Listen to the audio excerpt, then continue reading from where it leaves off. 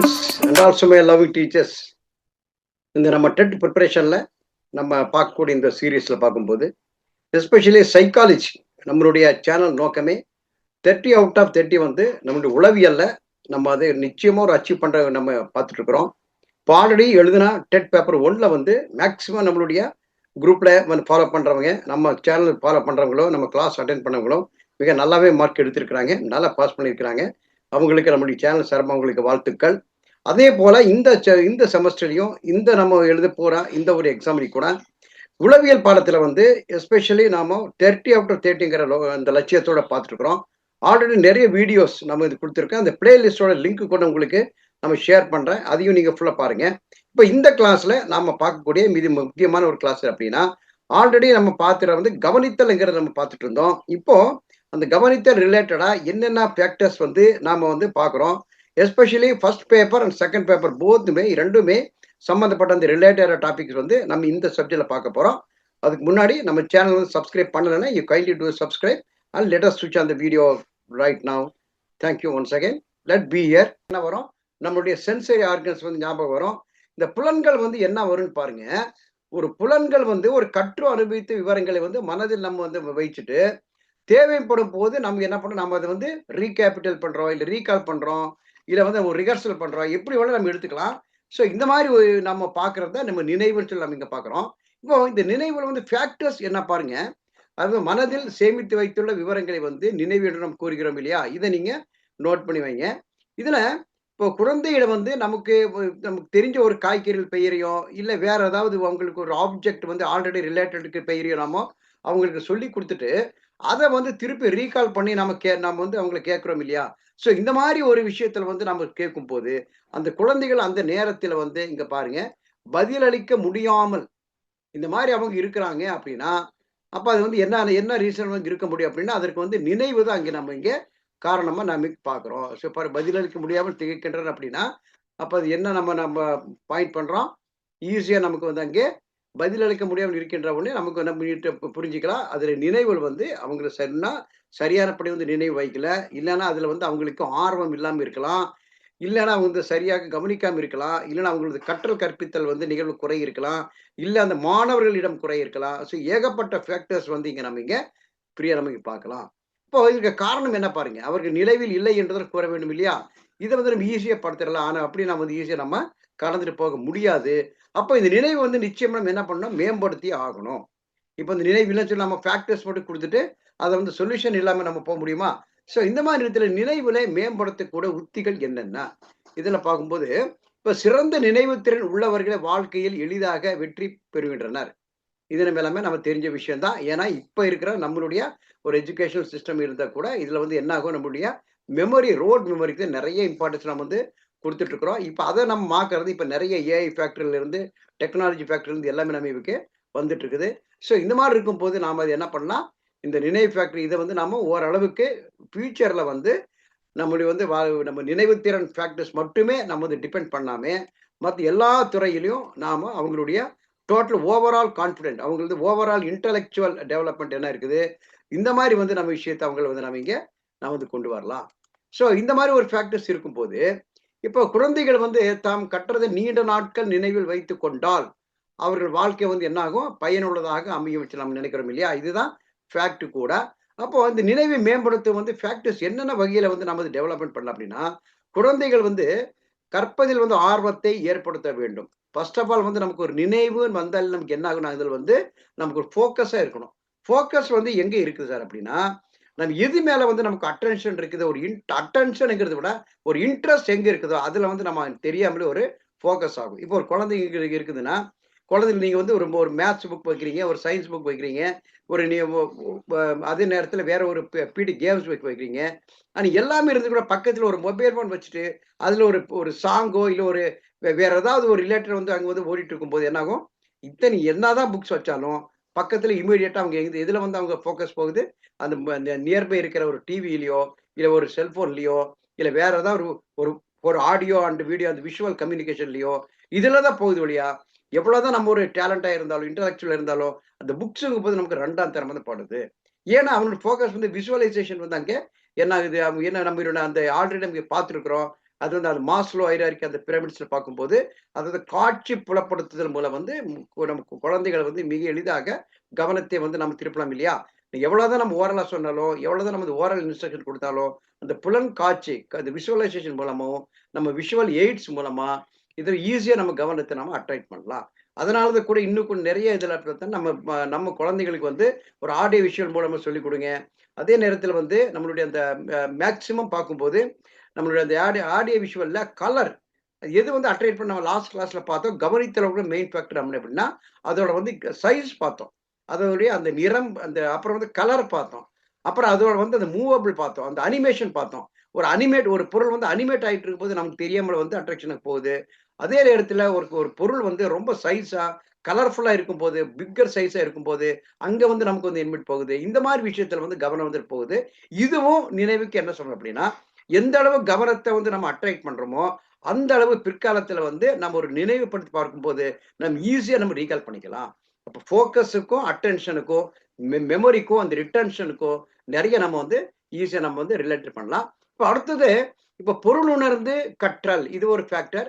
அது நம்ம என்ன படிக்கிறோமோ, அதில வந்து பேசிக்கா தெரிஞ்சுட்டு, வித் மீனிங்கோட பொருளோட நம்ம வந்து கற்கும்போது ஈஸியா புரிக்கலாம். சின்ன ஒரு எக்ஸாம்பிள் பாருங்க. நீங்க வந்து சின்ன கிளாஸ்ல வந்து நம்ம என்ன பண்ணியிருப்போம், ஒரு இங்கிலீஷ் ஒரு மெமரி பண்ணியிருப்போம். இங்கிலீஷ் பொயம் வந்து ஒரு மெமரி பண்ணியிருப்போம். அந்த ஒரு பொயட்ரில வந்து ஒரு வேர்ட் வந்து நமக்கு தெரியாம இருந்திருக்கும். இப்போ சாலிட்டரி ரீப்பர் வந்து படிச்ச ஞாபகம் இருக்குது. இப்போ 10த் ஸ்டாண்டர்ட் பார்த்தேன்னா, இந்த வில்லியம் வேர்ட்ஸ்வொர்த் எழுதுற இந்த சாலிட்டரி ரீப்பர்ங்கிற ஒரு பொயம் அருமையான ஒரு பொயம். அதுல நம்ம ஃபர்ஸ்ட் எழுத்து பார்க்குறோம். இந்த சாலிட்டரிங்கிற நேம் வருது. அது என்னன்னு தெரியாம மனப்பாடம் பண்ணிட்டு போயிடுறோம். அந்த எக்ஸாம்ல வந்து அந்த வேர்டு நமக்கு ஞாபகம் வராது. அதே நேரத்துல அது இருக்கிற ஸ்பெல்லிங்கும் ஞாபகம் வராது. ஆனா, அந்த நேரத்துல வந்து நீங்க கொஞ்சம் ரிஸ்க் எடுத்து, இந்த சாலிட்டரிங்கிற அந்த வேர்ட்ஸ்க்கு வந்து நீங்க ஸ்பெல்லிங் எழுதி, நோட்ல எழுதி, அத நீ டிக்ஷனரில தேடி, அதுக்கு வேண்டி தனியான நீங்க ஒரு அர்த்தத்த கண்டுபிடிச்சு, மீனிங்க கண்டுபிடிச்சு, நீங்க படிச்சுட்டு வெளிய வரும்போது, என்ன மாரி சிச்சுவேஷன் வந்தாலும், அந்த மெமரி வந்து உங்ககிட்ட வந்து வெளியில நிச்சயமா போகாது. எக்ஸாம்ல எழுதக்கூட நீங்க வந்து அத கரெக்ட்டா எழுதலாம். ஸ்பெல்லிங் மிஸ்டேக் இல்லாம எழுதலாம். அந்த மீனிங்ஃபுல்லா எழுதலாம். அந்த பொயட்ரி படிக்கிறதுக்கு அவ்வளோ ஒரு ஆர்வமா இருக்கும். இல்லையா? ஸோ இந்த மாரி ஒரு விஷயத்த வந்து நாம பொருள் உணர்ந்து கற்றல் வந்து ரொம்ப இம்படுது. அப்புறம் மாணவர்கள் வந்து வாக்கியத்த வந்து சில வார்த்தைகள் திரும்ப திரும்ப கூறுது. அது வந்து குருட்டு மனப்பாடம் செய்வது வந்து ஆசிரியர் வந்து என்ன பண்ணணும், நம்ம வந்து தவிர்க்க வேண்டும் அப்படிங்கிறாங்க. ஏன்னா ரோட் மெமரி வந்து நம்ம அந்த ட்ரில் மெத்தட் சொல்லுவாங்க. ஆக்சுவலா நம்ம இது எங்க எங்க நாம எக்ஸ்பீரியன்ஸ் பண்ணியிருக்கோம்னா, நம்ம வந்து 10த் ஸ்டாண்டர்ட் 12த் ஸ்டாண்டர்ட் பப்ளிக் எக்ஸாமினேஷன்ல அங்க குறிப்பா எஸ்பெஷலி இங்கிலீஷ் கிளாஸ்ல இத வந்து நமக்கு சொல்லிக் குடுத்திருப்பாங்க. ஏன்னா ஒரு பொயட்ரி குடுத்திருப்பாங்க. ஒரு கொஸ்டின் ஆன்சர் சொல்லியிருப்பாங்க. ஒரு இம்பார்ட்டன்ட் கொஸ்டின் அப்படின்னா, உனக்கு மீனிங் தெரியுதோ இல்லையோ, அதோட அர்த்தம் தெரியுதோ இல்லையோ, அதோட நீ விஷுவலைஸ் பண்றியோ இல்லையோ, அந்த ஒன்னையே நீ வந்து 50 தடவ வந்து திருப்பி சொல்லும்போது நமக்கு ஆட்டோமேட்டிக்கா வந்து மனப்பாடம் ஆயிரும். இந்த மாரி ஒரு மனப்பாடம் செய்வது டீச்சர்ஸ் வந்து அவாய்ட் பண்ணணுங்கிறாங்க. அதே போல வந்து ஒரு பொருள வந்து முழுமையா படிக்கணும். இப்போ ஒரு பேரா இருக்குதுன்னா, அந்த பேரா பத்தி முழுமையா படிக்கும்போது தான், நம்ம ஈஸியா வந்து நம்ம ரிட்டென்ஷன் பண்ண முடியும். மெமரியில வந்து நம்ம வந்து கொண்டு போக முடியும். நம்ம வந்து பாதியில படிக்கும்போது என்ன ஆகுதுன்னா, மீதி பாதி வந்து நம்ம அங்க வந்து கண்டிப்பா வந்து பார்க்க முடியாது. ஸோ, அதனால என்ன கொஸ்டின் படிக்கிறோமோ, அட்லீஸ்ட் அடுத்த கொஸ்டின் படிக்கிறதுக்கு முன்னாடி கூட இருக்கிற ரிலேட்டட் கொஸ்டின் வந்து நம்ம ஃபுல்லா முழுமையா பார்க்கிறது. அப்புறம் மெதுவாக, நிதானமாக, அவசரமின்றி கற்பது நினைவாற்றல் வந்து ரொம்ப அதிகமாகவே நமக்கு வேறு எதுலயுமே ஒரு படபடப்பு இல்லாம, படபடப்பு இல்லாம நம்ம செய்ற அத்தனை காரியமும் நம்ம நினைவுல இருக்கும். படபடப்பா இருக்கும்போது, நம்ம ஆட்டோ பைலட்டோட இருக்கிற மசில் மெமரில இருக்கிற அத்தனை ஃபேக்டர்ஸ் கூட நமக்கு தெரிய என்ன ஆயிரும், நம்ம மறந்து போயிடுறோம். ஃபார் எக்ஸாம்பிள் வந்து நம்ம ஆஃபீஸ்க்கு அவசரமா போறோம், ஸ்கூலுக்கு அவசரமா போறோம்.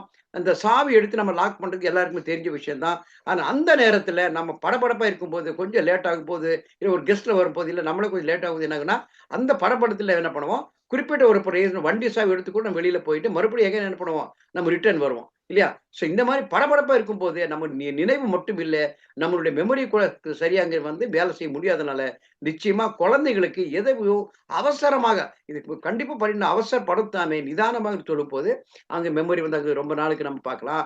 அதேபோல வந்து நாம் கற்கும் பொருளை வந்து பலமுறை வந்து இடைவிட்டு பயிலுதல் வேண்டும். இது அந்த கேப் இருப்பாங்க. அது ஒரு இடத்துல நீங்க படிக்கிறீங்க. இது வந்து ஒரு இடத்துல நம்ம படிக்கிறோம். கொஞ்சம் நம்ம என்ன பண்றோம், கொஞ்சம் ஒரு ஒரு பிரேக் குடுக்குறதுன்னு, அந்த பிரேக் விட்டு மறுபடியும் நம்ம அவங்களுக்கு கொண்டு போறது. ஸோ இந்த மாரி வரும்போது என்ன ஆகுதுன்னா, நிச்சயமா நம்ம கண்டிப்பா அது வந்து ரிட்டென்ஷன் இருக்கும். இப்போ ஒரே மூச்சில் படிப்பதை விட இடைவெளி விட்டு பயிலுதல் வந்து, சோர்வினை நோக்கி பயிலுதல் வந்து இது வந்து ரொம்பவே அங்க இம்பார்ட்டன்ட் நம்ம இங்க பார்க்கலாம்.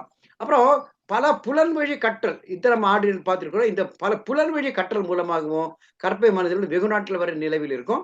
அப்புறம் கற்பிக்கும் பொருள்கள் இருக்குது இல்லையா? இது வந்து சில சுருக்க குறிப்புகள். அதான் அந்த நிமோனிக்ஸ் சொல்லுவாங்க. இப்ப ஃபார் எக்ஸாம்பிள் வந்து சோலார் பிளானட் நம்ம படிக்கிறோம். இது அத்தனை பிளானட்ஸ்க்குமே என்ன இருக்குதுன்னா, அங்க ஒரு நம்ம அந்த நிமோனிக்ஸ் மூலமா நம்ம பார்க்கலாம். ஸோ அது மாரி மேத்ஸ் ஃபார்முலா நெறைய நீங்க எடுக்கும்போது என்ன மேத்ஸ் ஃபார்முலாக்கெல்லாம் நம்ம ஈஸியா நம்ம இந்த ஒரு இதுல வந்து கற்றல் கூட அந்த அந்த சுருக்கம் அந்த அப்ரிவேஷன் பார்க்கலாம். இப்ப பாரு இப்ப வந்து நம்ம அந்த ஒளி சிதறல் பார்க்குறோம். ஃபார் எக்ஸாம்பிள் சின்ன ஒரு எக்ஸாம்பிள் எடுக்கும்போது சயின்ஸ்ல வந்து என்ன பண்றோம்? ஒளி சிதறல் பார்க்குறோம். அந்த 7 வகையான வண்ணங்கள் இல்லையா? இத வந்து நம்ம இந்த violet, indigo, blue, green, red இதெல்லாம் நீங்க தனித்தனியா கலரா படிக்கிறதுக்கு, நீங்க வந்து விப்கியார்ங்கிற ஒரு வார்த்தை பாருங்க. அது எல்லாமே வந்துரும். வயலட் வரும், இண்டிகோ வரும், ப்ளூ வரும், அந்த கிரீன் வரும், ஒய் வரும், எல்லோ வரும், ஆரஞ்சு வரும். அப்புறம் கடைசியில ரெட் வரும். அப்ப விப்கியார்ங்கிற அந்த இது வந்து அந்த கலர் காம்பினேஷன் வந்து நம்ம என்ன பண்ண ஈஸியா நம்ம ஒரு விப்கியார்ங்கிற ஒரு அப்சர்வேஷன் கண்டுபிடிச்சுக்கலாம். ஸோ இது ஃபார் எக்ஸாம்பிள் குடுத்து அது எது குடுத்துருக்காங்க. ஸோ இந்த மெத்தட்லயும் நம்ம ஈஸியா நம்ம கண்டுபிடிக்கலாம். அப்போ கற்றல் வந்து நிகழும் போதே சோதித்து தருவது. அப்பப்ப தினம் என்ன பண்ண அப்பப்ப இந்த ஒரு ஒரு சின்ன சின்ன ஒரு டெஸ்ட் மூலமா ஒரு ஸ்லிப் டெஸ்ட் மூலமா நம்ம வந்து நினைவுல கொண்டு வருது. அப்புறம் அத பார்க்காம என்ன பண்ணணும் நாம நினைவில் வச்சு எழுதுறது. இவ்வாறு செய்வது என்ன ஆகுதுன்னா, ஒவ்வொரு கருத்தும் குறிப்பா வந்து அறிவியல் கருத்துக்கள், சூத்திரங்கள், சமன்பாடுகள் இது எல்லாமே நமக்கு என்ன ஆகும்? பாடக்கருத்து எல்லாமே வந்து நம்ம எளிதில நம்ம ஈஸியா நம்ம நினைவிலே கொள்ள முடியும். இப்ப இது மட்டும் இல்லாம அடுத்து முக்கியமா நம்ம பார்க்கிறது, கற்றலை விரும்பும் மனப்பான்மை. ஏன்னா எல்லாத்துக்கும் மேல வந்து என்ன முக்கியம்னா, ஆட்டிட்யூட் இஸ் மோஸ்ட் இம்பார்ட்டன்ட் இல்லையா? இப்ப மனப்பான்மை வந்து நம்ம இங்க ரொம்ப இருக்கும். எதுக்காக படிக்கிறோம்? இது வந்து ஒய் ஃபேக்டர்ன்னு சொல்லுவாங்க. இப்ப வந்து பசங்க வந்து படிக்கிறாங்க இல்லையா? ஸ்டூடண்ட்ஸ் படிக்கிறாங்க. இப்ப 10த் பிளஸ் 2 படிக்கிறாங்க. இந்த பசங்க வந்து டீச்சர்ஸ் என்ன பண்ணுவாங்கன்னா, எப்படி படிக்கணும்னு சொல்லிக் குடுக்குறாங்க இல்லையா? ஹவ் டூ ரீட்ன்னு சொல்லிக்கிறாங்க. அப்புறம் வாட் டூ ரீட்ன்னு சொல்லிக் குடுக்குறாங்க. என்ன படிக்கணும்னு சொல்லிக் குடுக்குறாங்க. ஆனா, ஏன் படிக்கணுங்கிறது 1000த்துல ஒருத்தர் தான் நம்ம கேள்வி கேட்கிறோம். அவங்க தான் சொல்லுவாங்க. இல்லையா? இப்போ ஒரு ஒ சின்ன ஒரு கிளாஸ் எடுத்துட்டேன்னா, ஒரு 40 மாணவர்கள் இருக்குன்னு வச்சுக்கங்களேன். இந்த 40 மாணவர்களும் எப்படி படிக்கணும்னு டீச்சர் சொல்லிக் குடுத்துருப்பாங்க.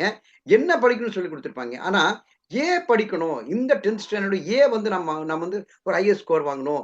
ஏன் வந்து நம்ம ஸ்கூல் ஃபர்ஸ்ட்டா வரணும்?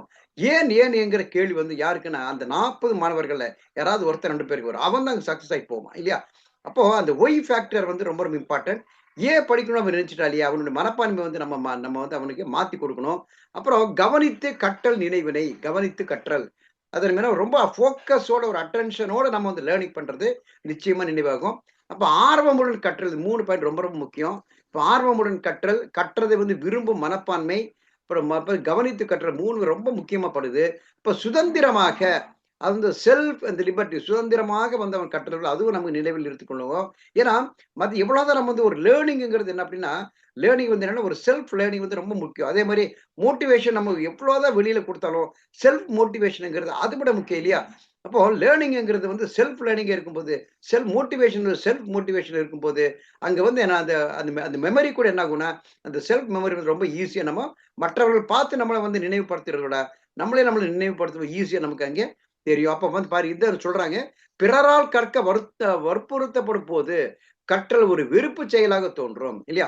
இப்போ மத்தவங்க வந்து நம்மள வந்து இன்சிஸ்ட் பண்ணி, ஒரு ஃபோர்ஸ் பண்ணி இந்த மாரி பண்ணுடா அப்படி சொல்றதுக்கும், நம்ம எவ்வளோ ஒரு வித்தியாசம் இருக்கு பாருங்க. இது நான் இந்த மனப்பான்மை ஆட்டிட்யூட். அந்த ஆட்டிட்யூட் வந்து மாணவர்களுக்கு நம்ம வந்து கொண்டு போனாலே, நிச்சயமா நம்ம வந்து 100% சக்சஸ் ஆயிரும். அப்புறம் குழந்தைகளை அடித்து அச்சுறுத்தி ப படிக்க செய்தல். இது வந்து அதை விட ஒரு பேட் எக்ஸாம்பிள் இருக்குது. படிக்கும்போது என்ன ஆகும்னா அவங்களுக்கு கவலை தான் வரும். ஏன்னா ஸ்ட்ரெஸ்ஃபுல்லா படிக்கிறாங்க இல்லையா? அப்ப வந்து எப்ப வந்து நம்ம லேர்னிங் வந்து ஸ்ட்ரெஸ் ஃப்ரீயா இருக்குமோ, அப்ப அங்க வந்து என்னன்னா மெமரி வந்து அங்க ரொம்ப ஜாலியா இருக்கும். அப்போ கவலையுடன் ஒரு ஸ்ட்ரெஸ் இல்லாமயே, ஒரு படித்தது வந்து ஒரு பருந்து நினைவில் வந்து அவங்க வந்து வைக்கிறதுக்கு வாய்ப்பு இல்லாம போயிருது. அப்போ குழந்தைகள் வந்து என்ன பண்ணுங்கிறாங்க, புகழ்ந்து அரவணைத்து மகிழ்ச்சியான சூழலை ஏற்படுத்தி படிக்க செய்வது கற்றல் ஆர்வத்தை தூண்டுகிறது. இதாங்க. அதாவது அவன ரொம்ப நம்ம நல்லா ஒரு மோட்டிவேட் பண்ணி, நல்ல ஒரு பிரைஸ் பண்ணி, ரொம்ப ஒரு ஹேப்பியான ஒரு என்வைரன்மென்ட்ட அந்த மாணவர்களுக்கு நாம குடுக்கறதன் மூலமா, ஒரு ஆவரேஜ் ஸ்டூடண்ட்ஸுமே என்ன பண்ணும், மிக நல்ல ஒரு வாய்ப்பா வந்து படிச்சுட்டு வருவான். ஸோ இந்த மாரி நம்ம இது பார்க்கலாம். இப்போ முக்கியமா நான் பார்க்கிறது, குறுங்கால நினைவு மற்றும் நெடுங்கால நினைவு. அதாவது என்ன, ஷார்ட் டைம் மெமரிங்கிறது என்ன, லாங் டைம் மெமரி என்ன பார்க்கலாம். இப்ப ஷார்ட் டைம் மெமரி பார்க்கும்போது, இது நம்ம புலன்கள் ஏற்பட தூண்டல்கள். நம்ம எல்லாமே தெரிஞ்சது தான். முதல் வந்து எங்கன்னா, ஷார்ட் டைம் மெமரியில வந்து இது வந்து ஸ்டோர் ஆகும். அதுக்கப்புறம் என்ன ஆகும்னா, கொஞ்ச நாளுக்கு அப்புறம் அதோட நிலைப்புத்தன்மை வந்து கன்டினியூஸ் ஆயிட்டு இருக்கும்போது என்ன ஆகும்னா, ஒரு சில நாட்களா இருக்கலாம், இல்ல சில வாரங்களா இருக்கலாம். இது எங்க போகும்? இந்த ஷார்ட் டெர்ம் மெமரில அதாவது குறுங்கால நினைவு பகுதியில் சென்று, விவரங்களை வந்து நம்ம எப்போ வந்து நம்ம இதை மீண்டும் மீண்டும் நாம் வந்து அதை நம்ம சிந்திக்கிறோமோ, அதை வந்து நாம எப்போ வந்து லேர்ன் பண்ணி அதை எக்ஸ்பீரியன்ஸ் பண்றோமோ, இது என்ன ஆகுதுன்னா, இதுதான் அதுக்கப்புறம் தான் மெதுவா என்ன ஆகும், லாங் டெர்ம் மெமரிக்கு மெதுவாக அது என்ன ஷிஃப்ட் ஆகும். ஸோ இதில பாருங்க, ஆரம்பத்தில நமக்கு எல்லாமே ஷார்ட் டெர்ம்ல இருக்கும். அதுக்கப்புறம் எப்படி எந்த அளவுக்கு நாம அதை யூஸ் பண்றோம். எந்த அளவுக்கு நாம அத ரீகால் பண்றோம். எந்த அளவுக்கு நாம அத லேர்ன் பண்றோம். எந்த அளவுக்கு நம்ம எக்ஸ்பீரியன்ஸ் பண்றோம். எந்த அளவு நம்ம ரிப்பிட்டேஷன் பண்றோம். அந்த அளவுக்கு அதோட லாங் டெர்ம் மெமரியில வந்து என்னாகும், இது வந்து ஸ்டோர் ஆகும். இதுல போன அப்புறம் ஆர்வம் மற்றும் தேவையின் காரணமாக விரும்பி கற்றவை எளிதில் நெடுங்கால நினைப்பது இடம்பெற உதவுகிறது. எது எல்லாம் வந்து நாம ஒரு இன்ட்ரெஸ்ட்டா, நம்ம ஒரு ஆர்வமா, நம்ம வித்தவுட் எனி எக்ஸ்டர்னல் பிரஷர் இல்லாம, நம்மளுடைய பேஷனா நம்ம படிக்கும்போது, அந்த மெமோரிஸ் எல்லாமே நம்முடைய லாங் டெர்ம் மெமரிக்கு ஈஸியாவே நம்ம போயிருது. 2வது வந்து இப்ப அவசரமாக ஒரு ஒரு ஒரு விஷயத்த மனப்பாடம் பண்றோம் இல்லைங்களா? ஸோ இந்த மாரி விஷயமும், அப்புறம் அரைகுறையா நம்ம வந்து படிக்கிறது, இதெல்லாம் வந்து குறுங்கால நினைவு அந்த ஷார்ட் டெர்ம் மெமரிக்கு தான் போகுது. இது என்ன லாங் டெர்ம் மெமரி போகுது. என்ன ஆகும் நமக்கு ரொம்பவே காலம் எடுத்துக்கும். எப்பல்லாம் மகிழ்ச்சியான சூழ்நிலையில் சுதந்திரமாக விரும்பி கற்றவை வந்து நெடுங்கால நினைவுக்கு ரொம்ப ஈஸியாவே நமக்கு போயிருது. ஸோ அதனால தான் குழந்தைகளுக்கு வந்து நம்ம எப்ப சொல்லிக் கொடுக்குறது என்னன்னா, அவங்க லேர்னிங் என்விரான்மென்ட் வந்து ரொம்ப ஹேப்பியா இருக்கணும். அவங்க எதுக்காக படிக்கிறோம்? ஒய் ஃபேக்டர் வந்து அவங்களுக்கு நம்ம ரியலைஸ் பண்ணி குடுக்கணும். எல்லாத்துக்கும் மேல அவங்களுடைய ஆட்டிட்யூட், அவங்க மனப்பான்மை வந்து நாம எதற்காக படிக்கணும்? வாழ்க்கையில வந்து இந்த படிப்பினால நம்மளுடைய என்ன வகையான ஒரு அரிய மாற்றங்கள் பிற்காலத்தில் ஏற்படுகிறது? இல்ல தற்காலத்தில் வந்து அதிலிருந்து என்னென்ன பலன்கள வந்து நாம பெறுகிறோங்கிறது, இந்த மாரி விஷயத்த படிக்கும்போது நிச்சயமா நம்ம குழந்தைகள் வந்து ஈஸியா நெடுங்காலம் அந்த அந்த நினைவுக்கு நம்ம கொண்டு போயிரலாம். இப்போ இதுல வந்து பாருங்க, இப்போ வந்து பெரும் பகுதி வந்து மறக்கப்பட்டு ஒரு சில பகுதியில் மட்டும் குறுங்கால நினைவு பகிர்ந்து ஊசலாடி கொண்டிருக்கும் இல்லையா? இதெல்லாம் என்ன காரணம் அப்டின்னா, ஒவ்வொன்னுமே அச்சுறுத்தும் சூழலில் விருப்பமின்றி, அவசரமாக நம்ம கவனமின்றி படிக்கிற விஷயம் மட்டும். அது ரொம்ப ஏதோ ஒரு பயத்திலயும், இல்ல ஏதோ இப்ப நம்ம என்ன பண்ணிடுறோம்னா, சின்ன ஒரு ஒரு டைம் ஃப்ரேம் குடுத்துடுறோம். இந்த ஒரு இந்த ஒரு டைம்க்குள்ள ஒரு 10 நிமிஷத்துக்குள்ள, இதெல்லாம் வந்து நீங்க நிச்சயமா மனப்பாடம் பண்ணி எடுத்தாதான், இல்ல டெஸ்ட் எழுதுனாதான், நீங்க இந்த மாரி ஒரு வேலைய வந்து நான் உங்களுக்கு செய்றேன். இந்த மாரி நீங்க போக முடியுங்கிற இந்த ஒரு ஒரு ஆர்வத்திலே, ஒரு அச்சத்திலே படிக்கும்போது என்ன ஆகுதுன்னா, இந்த மாணவர்கள் வந்து என்ன ஆகிரும், அந்த இது அந்த அந்த நினைவு அந்த குறுங்கால நினைவிலேயே இது வந்து எல்லாமே அதிலேயே அந்த மறக்கப்பட்டு போயிருது அப்படிங்கிறாங்க. அப்புறம் கட்டாயப்படுத்தி, துன்புறுத்தி கற்பிப்பதை விட்டு, மகிழ்ச்சியான சூழலை ஏற்படுத்தி, அதுக்கு தகுந்த மாரி விளையாட்டு முறையில வந்து குடுக்கும்போது, நிச்சயமா நமக்கு அங்கே ரொம்பவே நமக்கு ஈஸியா இருக்கும். ஸோ இத நம்ம பார்க்குறோம். இது ஜஸ்ட் ஒரு ரீகேப் பண்ணிக்கலாம். அதாவது நம்ம மெமரி நம்மளுடைய இதில பார்க்கும்போது 2 டைப் ஆஃப் மெமரி பார்த்தோம். ஒண்ணு வந்து ஷார்ட் டைம் மெமரி, ஒண்ணு லாங் டைம் மெமரி. இந்த ஷார்ட் டைம் மெமரியில வந்து நம்ம பண்ற இப்ப இம்மீடியேட்டா இருக்குது எல்லாமே ஷார்ட் டைம் மெமரி போகுது. நம்ம சென்ஸ் ஆர்கன்ஸ் எல்லாமே அதுல ஆரம்பத்துல அதுதான் போகுது. அங்கிருந்து லாங் டைம் மெமரிக்கு எப்படி வந்து ஷிஃப்ட் ஆகுதுன்னா, நம்ம எப்படி நம்ம அத பயன்படுத்துறோம்? அந்த நினைவுகளை எந்த மாரி ஒரு சிச்சுவேஷன்ல படிக்கிறோம்? இல்ல ஒரு ஆர்வமா படிக்கிறோமா? இல்ல ஒரு ஒரு ஒரு பிரஷர்ல படிக்கிறோமா? இல்ல ஒரு பேஷனா படிக்கிறோமா? இல்ல ஒரு எக்ஸ்டர்னல் நமக்கு ஒரு ஃபியர்னஸ் படிக்கிறோமா? இல்ல ஒரு இன்டர்னல் ஒரு ஹேப்பினஸ் படிக்கிறோமா? இத பொறுத்து தான் நம்முடைய ஷார்ட் டைம் மெமரில இருந்து லாங் டைம் மெமரிக்கு ஷிஃப்ட் ஆகுது. அந்த மாரி லாங் டைம் மெமரி ஷிஃப்ட் ஆகுறதுக்கு நம்ம வந்து ரொம்ப ஹேப்பி என்வைரன்மென்ட் குடுக்கணும். குழந்தைகளுக்கு வந்து ஏன் படிக்கிறோம்? அதனால வரக்கூடிய இந்த பெனிஃபிட்ஸ் என்ன? அதனால படிக்கிற அந்த கெயின் என்னங்கிறத பார்க்கணும். அந்த பெயினோட நம்ம படிக்க ஆரம்பிச்சுட்டா நிச்சயமா அந்த ஷார்ட் டைம் மெமரில இருந்து அதில இதுக்கும் காண போயிரும். இப்ப லாங் டைம் மெமரி வந்து ரொம்ப ரொம்ப இம்பார்ட்டன்ட்னு நீங்க பார்க்கலாம். இப்ப அடுத்தது நம்ம பார்க்கிறது முக்கியமானது வந்து பார்த்தோன்னா, இந்த சிந்தனை. இந்த சிந்தனையில பார்க்கும்போது நம்ம சிந்தித்தல் எப்போ நமக்கு இந்த தாட் ப்ரொசஸ் எடுக்கலாம், திங்கிங் ப்ராசஸ் எடுக்கலாம். இது வந்து என்னென்ன மாதிரி வந்து இன்னும் கூட மனுஷன் பார்த்தா மேன் இஸ் நத்திங் பட் தான் இந்த பண்டில் ஆஃப் தாட்ஸ் அப்படின்னு தான் சொல்லுவாங்க இல்லையா? சைக்காலஜிஸ்ட் என்ன பண்ணுன்னா, man is nothing but bundle of thoughts இல்லையா? நம்ம எண்ணங்களோட அந்த கூட்டமைப்பு தான் ஒரு மனிதனே நம்ம சொல்லுவோம். அப்போ இந்த மேன் அப்படிங்கிறது இந்த சிந்தனையோட ஃபேக்டர்ஸ் வந்து பார்க்கும்போது, இது ஒரு அறிவார்ந்த செயலாகும். இது வந்து ஒரு ஒரு இன்டலெக்சுவல் இதுதான். இப்போ உளவியல் நோக்கில பார்க்கும்போது, சிந்தனை என்பது புறத்தூண்டல்களால் நம் உள்ளத்தில் ஏற்படும் அல்லது தொடர்ந்து நிகழ்கின்ற ஒரு மனச்செயல். ஒரு ஒரு ஒரு தாட் ப்ராசஸிங் என்னன்னா, நம்மளுடைய வந்து நம்ம உள்ளத்தில் ஏற்படுகின்ற தொடர்ந்து ஏதோ ஒரு இது கன்டினியூஸா ஒரு ஸ்பான்டேனியஸா ஆகின்ற ஒரு மனச்செயல், ஒரு மென்டல் ஆக்டிவிட்டின்னு நம்ம சொல்லலாம். அப்போ இது வந்து என்னன்னா, ஒரு குறிக்கோள் இருக்கலாம், அல்லது ஒரு நோக்கத்தை இருக்கலாம், இல்ல ஒரு நோக்கமே இல்லாம நம்ம ஒரு சிந்தனை இருக்கலாம். ஸோ இந்த மாரி இருக்கும்போது என்னன்னா, நம்ம நம்ம மனதளவில் வந்து நாம ஏற்படுகின்ற ஒரு முயற்சி தான் நம்ம சிந்தனைன்னு கூறுக்கலாம். இந்த சிந்தனையில பொறுத்தளவு வந்து என்னன்னா, இது வந்து நம்மளுடைய மென்டல் ஓட மென்டல் இன்டலெக்சுவல் இருக்குது இல்லையா? இந்த மனதிறன் சார்ந்த ஒரு கூறு. இதுல பார்க்கும்போதுன்னா, இதுல வந்து நெறைய என்ன படிக்கும் இந்த மென்டல் இது வந்து இது மூலமா நமக்கு இந்த இன்டலெக்சுவல் மூலமா நெறைய நமக்கு ஃபேக்டர் கிடைக்கும். ஒண்ணு வந்து என்னன்னா, நம்ம ஒரு கம்ப்யூட்டர் வந்து நம்ம இயக்கலாம். ஒரு ஒரு ஃபோன் நம்ம பேசிக்கலாம். ஒரு நீட்டா பார்த்தீங்கன்னா ஒரு ஒரு சின்ன ஒரு இன்வென்ஷன் நம்ம பண்ணலாம். அதே நேரத்துல ஒரு கவிதையும் எழுதலாம். ஸோ இந்த மாரி விஷயத்த வந்து நம்ம பயன்படுத்துகின்ற அத்தனை ஒரு இன்னோவேஷன் ஷார்ட் அவுட் சொல்றதுன்னா, ஒரு இன்னோவேஷன், ஒரு டிஸ்கவரி, ஒரு இன்வென்ஷன் இது எல்லாமே காரணமா இருக்கிறது நம்மளுடைய அடிப்படையான இந்த சிந்தனை தான். அந்த சிந்தனைய வந்து எப்படி நம்ம பயன்படுத்துறோம் பொறுத்து தான் நம்மகிட்ட நம்ம பார்க்க போறோம். இப்போ இது வந்து இதோட ஃபேக்டர்ஸ் என்னது கண்டுபிடிப்புகள் எல்லாமே ஒரு நமக்கு ஒரு ஆச்சரியப்படத்தக்க வகையில் நம்ம சிந்தனைகள் இருக்கும். இப்போ ஒவ்வொரு பொருளும், இதோட கருத்தும், செயலும் எல்லாமே என்ன ஆகும்னா, ஒரு படைப்பாளியோட சிந்தனையில தான் உருவானது. இல்லையா? இது வந்து நம்ம ஈஸியா நம்ம பார்த்துக்கலாம். அப்போ இந்த கற்றல்ல இப்ப நம்ம நம்ம மெயின் ஃபேக்டர் வர்றோம். இப்போ நம்ம டெட் பொறுத்தளவுல, இந்த உளவியல் பொறுத்தளவுல, இந்த சிந்தனைகள் பத்தி எந்த மாரி கொள்கைன்னா, கற்றல்லையும் இதோட பங்கு என்ன? அப்புறம் கற்றல் கற்பித்தல்ல எந்த மாரி ஒரு சிந்தனை வந்து நம்ம புகுத்தணும்? ஒரு கல்வியாளர்கள் வந்து ஒரு கல்வியாளர், ஒரு ஆசிரியர்ங்கிற முறையில இந்த சிந்தனை வந்து மாணவர்களுக்கு வந்து எப்படி நம்ம புகுத்தணும்?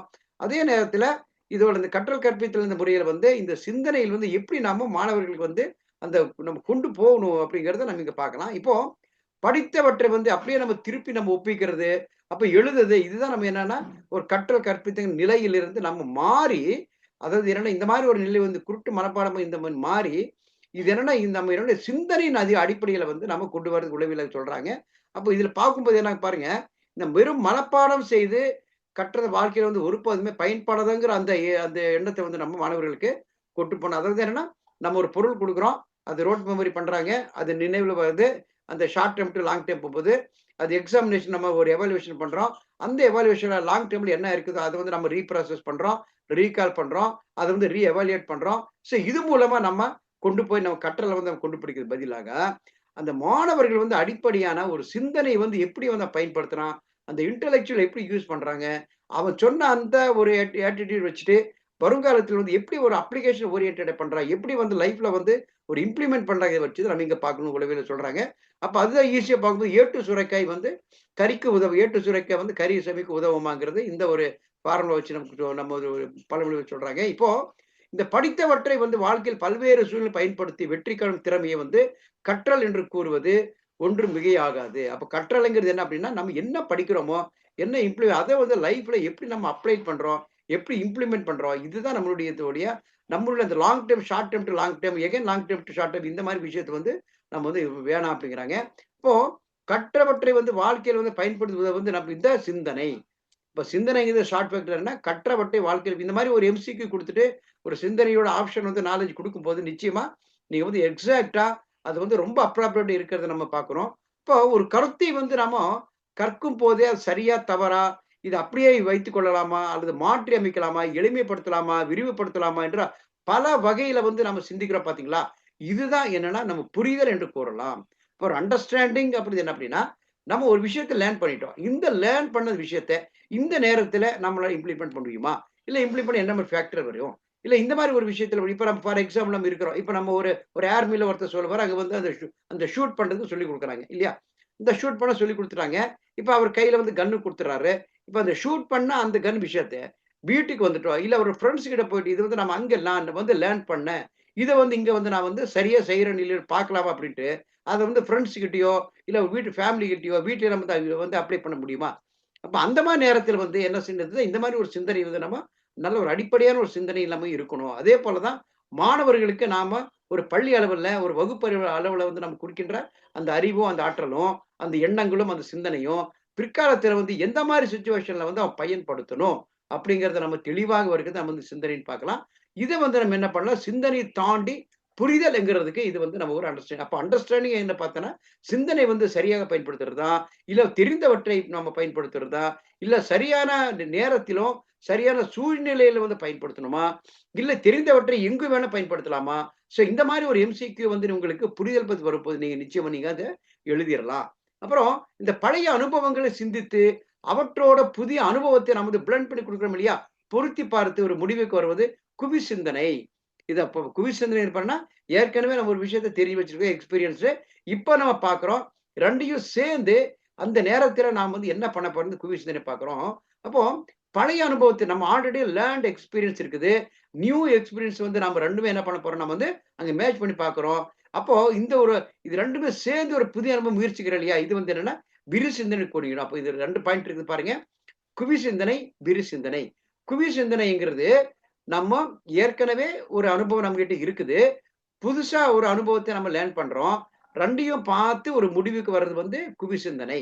அப்புறம் விரி சிந்தனைங்கிறது நம்ம பழைய அனுபவத்தையும் வச்சுக்கிறோம். புதிய அனுபவத்தையும் வச்சுக்கிறோம்.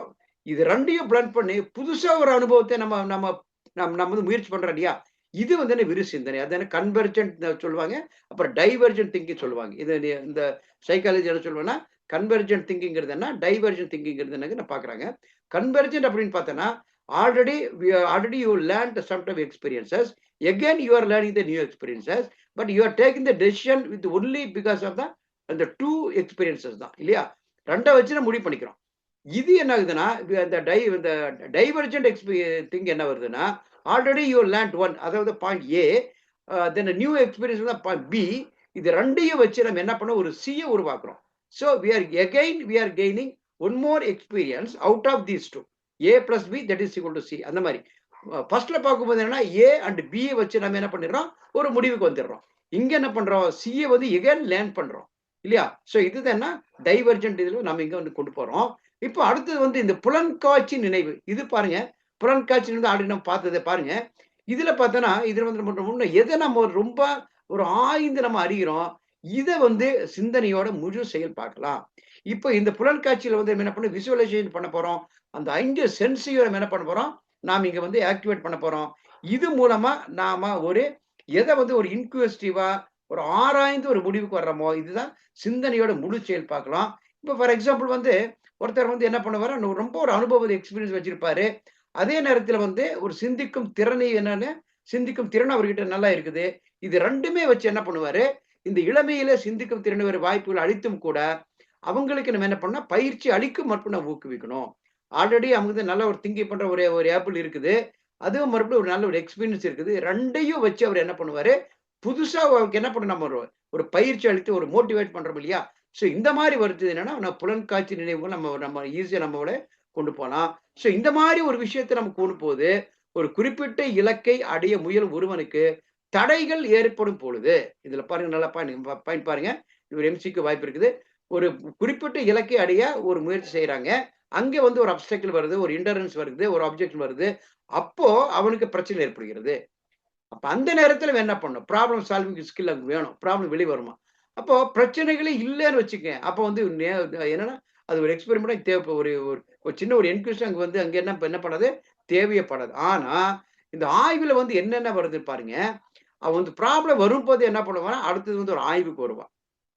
இல்லையா? அந்த பிரச்சனையே இல்ல அப்படிங்கும்போது, அவன் வந்து ஆய்வுக்கே மாட்டான். அவன் வந்து அத இம்ப்ளிமெண்ட் பண்ணிட்டு போயிட்டே இருப்பான். ஸோ இந்த மாரி ஒரு பிரச்சனை வந்துருச்சு. அப்ப நான் வந்து இன்க்ளூசிவ் பண்ற ஒரு ஆய்வு பண்றோம். ஒரு ரிசர்ச் பண்றோம். ஒரு ரிசர்ச் மெத்தடாலஜி கொண்டு வர்றோம். அப்ப நம்ம என்னென்ன செய்யணும் அப்படின்னா, அதுக்கு ஒரு ஸ்டெப் குடுத்திருக்காங்க பாருங்க. இது வந்து யார் குடுத்தது? John Dewey. இது நீங்க இதுல நீங்க படிச்சிருப்பீங்க. ஜான் டூயிங்கிறவரு ஒரு பிரச்சனைக்கு வந்து நம்ம தீர்வு ஆய்வில் வந்து காணப்படுகின்ற பல்வேறு படிநிலைகள். இத நான் பார்க்கிறேன். ஃபர்ஸ்ட் ஆஃப் ஆல் வந்து என்ன ஃபர்ஸ்ட் பாயிண்ட் என்ன படின்னு சொல்றாருன்னா, பிரச்சனைய வந்து உணர்தல். நாம என்ன செய்றோம்? ஆரம்பத்துல வந்து அது என்னாங்குறது தெரிஞ்சுக்கணும். அது என்னன்னா வெல் பிகன் இஸ் ஆஃப் சக்சஸ்ங்கிறார் இல்லையா? அதே மாரி வந்து வெல் நோன் ப்ராப்ளம் இஸ் வந்து ஆஃப் சால்வ்ட் அப்படிங்கிறாங்க. ஒரு பிரச்சனை வந்து எதனால வந்திருக்குன்னு சொல்லி, நீ வந்து தெளிவா தெரிஞ்சுட்டாலேயே, ஒரு 50% சொல்யூஷன் வந்து நமக்கு என்ன ஆயிருக்கு? நமக்கு சால்வ் ஆயிரும். அந்த நம்ம உள்ள உள்ள வந்து என்ன ஆயிரும்? ரூட் கிளியர் ஆயிரும். நெக்ஸ்ட் என்ன பண்ணணும்னா, நம்ம வந்து ஒண்ணா கம்யூனிகேஷன் த்ரூ சால்வ் பண்றோம். இல்ல வந்து நம்ம ஒரு காம்பன்சேஷன்ல சால்வ் பண்றோம். இல்ல ஒரு நெகோசியேஷனா அத சால்வ் பண்றோம். இல்ல வந்து ஒரு காம்ப்ளிமென்ட்டா சால்வ் பண்றோம். ஸோ இந்த மாரி விஷயம் either by the complement, either by the communication or either by the comprehension என்ன எது மூலமா நான் பண்றோம் இல்லாம ஒரு கான்ஃப்ளிக்ட் இல்லாம நாம இது பண்றது தான் இதோட வந்து பிரச்சனை. ஃபர்ஸ்ட் ஸ்டெப் பார்க்கிறோம். 2வது ஸ்டெப் பார்க்கும்போது, இப்ப நம்ம ஒரு பிரச்சனை எடுத்தாச்சு. நம்ம வந்து அனலைஸ் பண்ணியாச்சு. ஓ! இதுதான் இந்த மாரி தான் பிரச்சனை. இப்ப என்ன பண்ணணும்? அந்த பிரச்சனைய பத்தி வந்து டேட்டாவ நம்ம கலெக்ட் பண்ணணும். ஓ! இந்த மாரி ஒரு ஒரு ப்ராப்ளமா கான்ஃப்ளிக்ட் இருக்குது. இந்த கான்ஃப்ளிக்ட்க்கு வந்து என்னென்ன யார் எந்தெந்த டேட்டாஸ் இருக்குது? எது மூலமா வருது? எய்தர் வந்து என்ன பாவர்ட்டியா? இல்ல எய்தர் வந்து பினான்சியல் ப்ராப்ளமா? எய்தர் வந்து ரிலேஷன்ஷிப் ப்ராப்ளமா? இல்ல ரிலேஷன்ஷிப் ப்ராப்ளம்னா யாரால வருது? இல்ல நம்மளுக்கு லேர்னிங் ப்ராப்ளம்னா லேர்னிங் ப்ராப்ளம் என்னென்ன வருது? வெதர் இட் வித் என்வைரன்மென்ட்டா? வெதர் இட் வித் சிலபஸ் ஓரியன்டடா? வெதர் இந்த பேரண்டல் ஓரியன்டடா? இல்ல வந்து பியர் குரூப் பிரஷரா? இல்ல லேர்னிங் அட்மாஸ்பியரா? இல்ல வந்து அவனோட செல்ஃப் இன்ட்ரெஸ்ட்டா? ஸோ இந்த மாரி வந்து செல்ஃப் டிஸ்ட்ராக்ஷனா? இந்த மாரி ஒரு பிரச்சனை வந்து நம்ம என்ன பண்ணணும்? அந்த டேட்டாஸ் வந்து நம்ம கலெக்ட் பண்றது. மூணாவது வந்து ஒரு ஹிப்போதேசிஸ் ஃபார்ம் பண்ணும். அது கருதுகோள்னு சொல்லுவாங்க. நம்மளே ஒரு ஹிப்போதேசிஸ் ஃபார்ம் பண்ணி, அது எந்த அளவுக்கு நம்மளால தீர்க்க முடியுங்கிறத பார்க்கும்போது, 3 பாயிண்ட்ல நம்ம நிக்கிறோம். 4த் பாயிண்ட் வந்து அந்த ஹிப்போதேசிஸ் நம்ம ஃபார்ம் பண்றோம் இல்லையா? அந்த கருதுகோள் ஃபார்ம் பண்றோம். அத வந்து நம்ம என்ன பண்ணோம்? நம்ம இம்ப்ளிமெண்ட் பண்ணி, எந்த மாரி ஒரு சொல்யூஷன் வந்து எடுக்கலாம் அப்படிங்கிறத ஒரு டெம்பரரி ஒரு டென்டேட்டிவா நாம வந்து எடுக்கிறது. 5த் ஸ்டெப் வந்து அதுக்கு வேண்டிய ஒரு ஃபைனல் டெசிஷன் குடுக்கிறது. ஒரு முடிவினை வந்து நாம கண்டுபிடிக்கணும். 6 லாஸ்ட் பாயிண்ட் என்னன்னா, அந்த முடிவே ஒரு முடிவு எடுத்தாச்சு இல்லையா? ஹிப்போதேசிஸ் ஃபார்ம் பண்ணியாச்சு, டேட்டா கலெக்ஷன் பண்ணியாச்சு, அதுக்கு முன்ன ரீசன் கண்டுபிடிச்சாச்சு, அதுக்கு முன்ன வாட் இஸ் வாட்ங்கிற ப்ராப்ளம் அனலைஸ் பண்ணியாச்சு. இப்ப 5த்ல வந்து நாம ஒரு சொல்யூஷன் கண்டுபிடிச்சிட்டோம். அந்த சொல்யூஷன் நம்ம என்ன பண்ணோம்? நாம இங்க வந்து இம்ப்ளிமெண்ட் பண்ணி, அத வந்து நம்ம ரிசர்ச் பண்ணி நாம அத சோதித்து நாம அறியணும். ஸோ இந்த மாரி 6 ஸ்டெப் ரொம்ப ஈஸி. ஃபர்ஸ்ட் வந்து பிரச்சனைய உணர்றீங்க. செகண்ட் வந்து அதை தீர்க்க வல்ல விவரங்கள் டேட்டாஸ் போறோம். 3வது வந்து ஒரு ஹிப்போதேசிஸ் ஃபார்ம் பண்றோம். 4வது வந்து ஹிப்போதேசிஸ் வந்து நாம அது தீர்வு பண்ணதுக்கு ஒரு டென்டேட்டிவ் ஒரு ரிசல்ட் கண்டுபிடிக்கிறோம். 5த் வந்து என்ன பண்றோம்? ஒரு சொல்யூஷன் நம்ம வந்து நம்ம எட்ட போறோம். ஒரு அந்த ஃபைனல் டெசிஷன் எடுக்க போறோம். லாஸ்ட்ல வந்து அந்த டெசிஷன் என்ன பண்ண போறோம்? நம்ம இங்க ஒரு இம்ப்ளிமெண்ட் பண்ண போறோம். இந்த 6 பாயிண்ட் வந்து நம்ம இங்க ஜான் டூயி இத ஞாபகம் வச்சுங்க. இது வந்து நம்ம ஈஸியா நம்ம ஞாபகம் வச்சுக்கலாம். அப்புறம் பல செய்திகளை ஒப்பிட்டு ஆராய்ந்து இல்லையா? நெறைய டேட்டாஸ்கள அதனால தான் இப்ப இருக்கிற ஏஐ எல்லாம் அந்த அந்த வேலைய செஞ்சுட்டு இருக்கு. இப்ப முன்ன வந்து பார்த்தீங்கன்னா, ரொம்ப ஃபாஸ்ட்டா நமக்கு ஒரு தீர்ப்பு குடுக்கும். இப்ப நீங்க ஒரு ஒரு ஒரு நீங்க வந்து ஒரு சாட் ஜிபிடிலயோ, இல்ல வந்து மெட்டாவிலயோ, இல்ல நீங்க வேற வந்து நம்மளோட இந்தியனோட பெர்ப்ளெக்ஸிட்டியோ, எதுல போய்ட்டு ஒரு ப்ராப்ளம் நீங்க போட்டு பாருங்க. இம்மீடியட்டா ரிசல்ட் வருது. எப்படி அவங்க வந்து இந்த ஏஐல வந்து குடுக்க முடியுது? ஏன்னா already they stored millions of datas.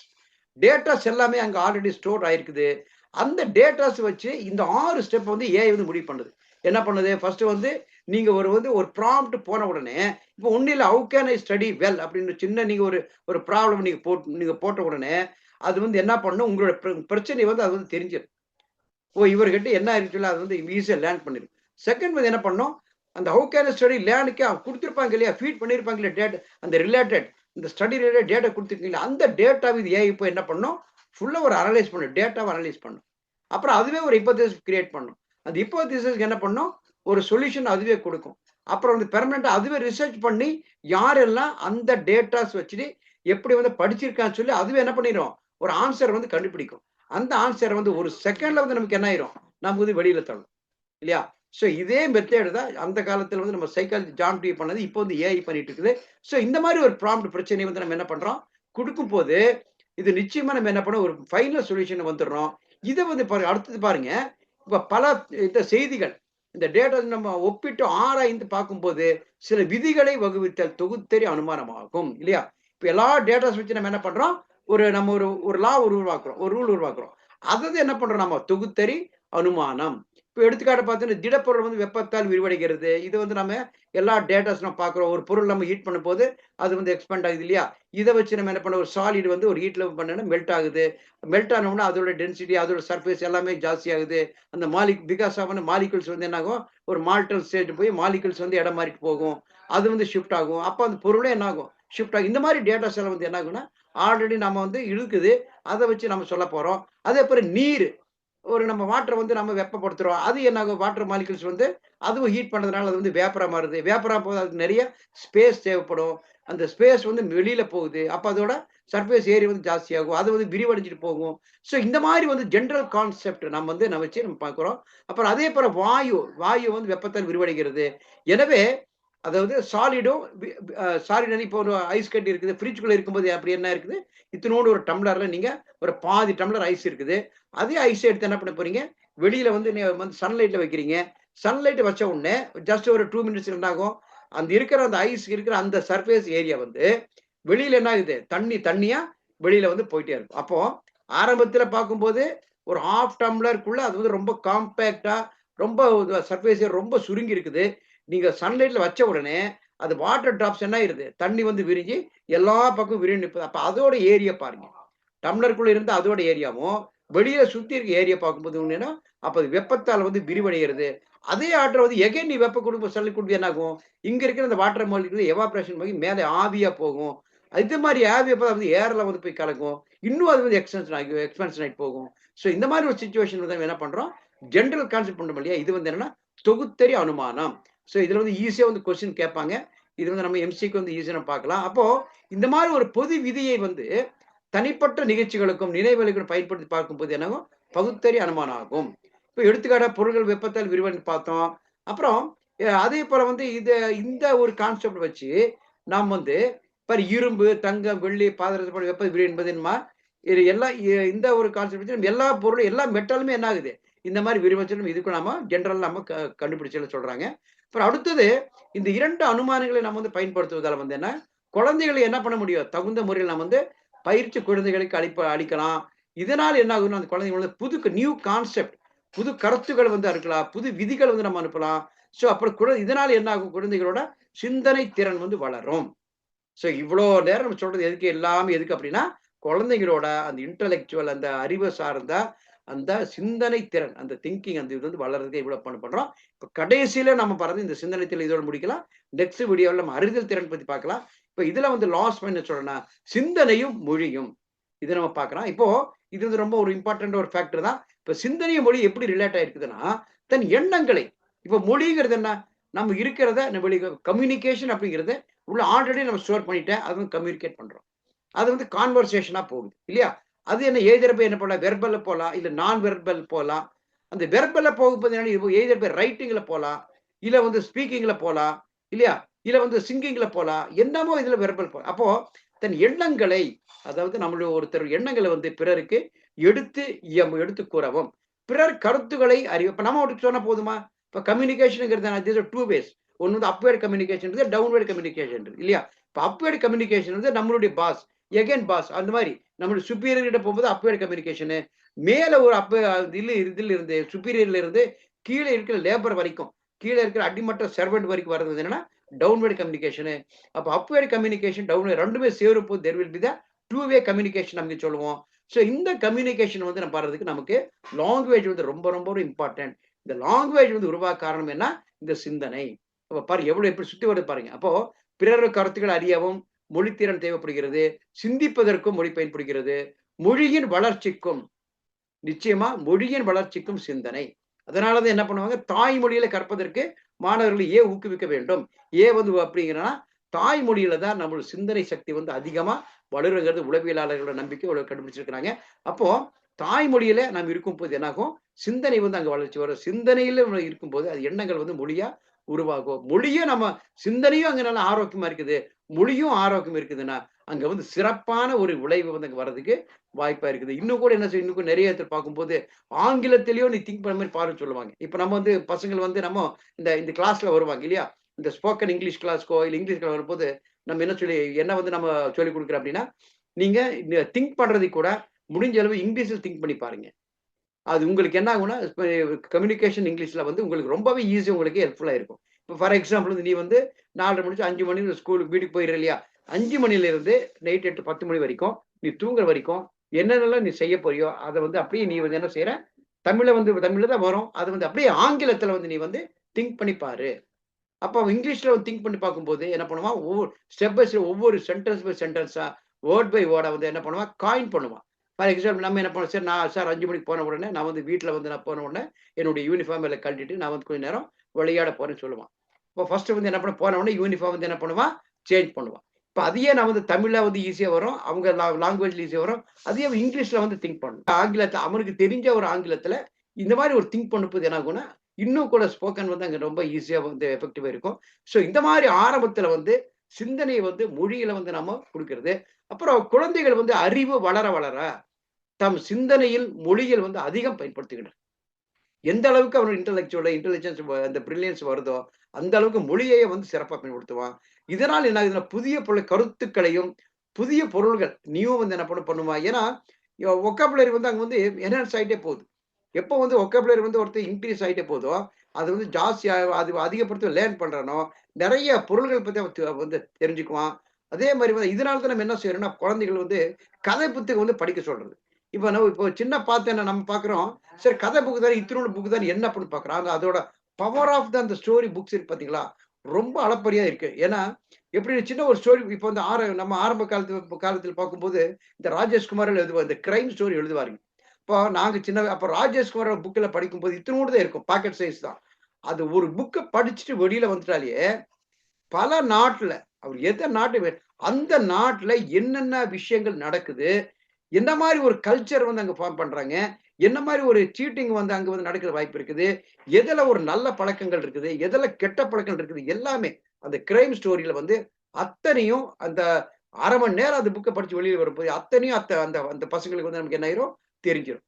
அப்போ அந்த ஒரு ஸ்டோரி மூலமா நமக்கு என்ன வரும், நெறைய வொக்காபுலரி என்ன ஆகும், வொக்காபுலரி வந்துரும். நெறைய வார்த்தைகள் வந்து நமக்கு பொருள் தெரியாம இருக்கும்.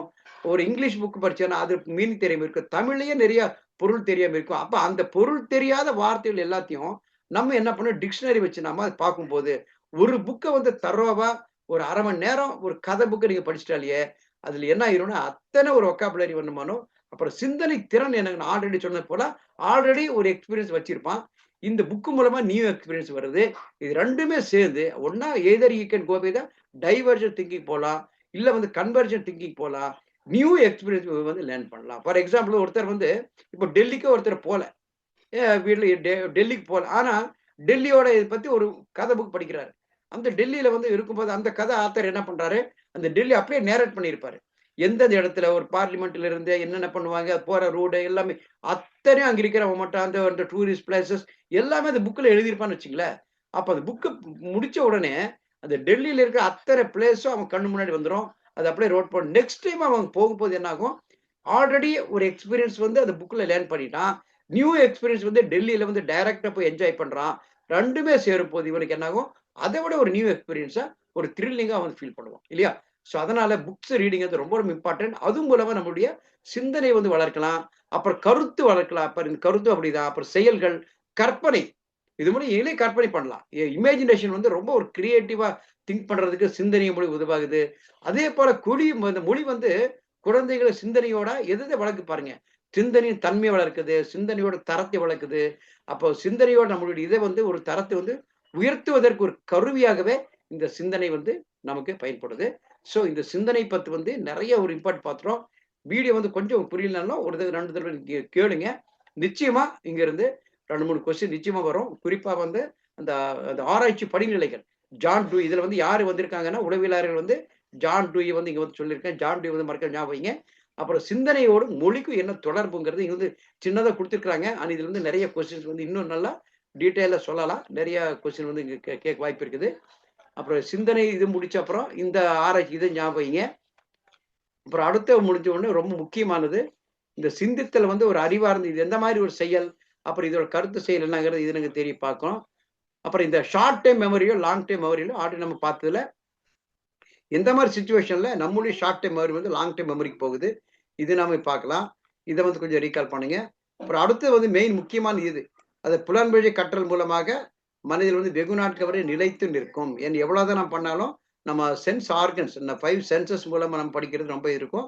அதே போல வந்து இது குழந்தைகளுக்கு வந்து என்ன பண்ணணும், கற்பத்தில் ஆர்வத்தை நம்ம ஏற்படுத்தணும். அதை விட்டு நம்ம வந்து பிரஷர் மூலமா குழந்தைகள படிக்க சொல்லும்போது, அது ஷார்ட் டைம் மெமரியிலேயே இருந்துட்டு ஈஸியாவே அது வந்து காணாம போயிரும். அப்புறம் இது வந்து நினைவுல நம்ம பார்த்து, இப்ப நினைவையும், சிந்தித்தல் 2யும் இந்த வீடியோஸ்ல நீங்க தெளிவா பாருங்க. அடுத்த வீடியோவுல நம்ம வந்து வேற ஒரு டாபிக்ல பார்க்கலாம். அது வரைக்கும் ஜஸ்ட் வில் சி யூ. நம்ம சேனல் இதுவரைக்கும் நீங்க சப்ஸ்கிரைப் பண்ணலைன்னா kindly do the subscribe and also I request all of you to share this video to your friends and to your near and dear and to your well wisher.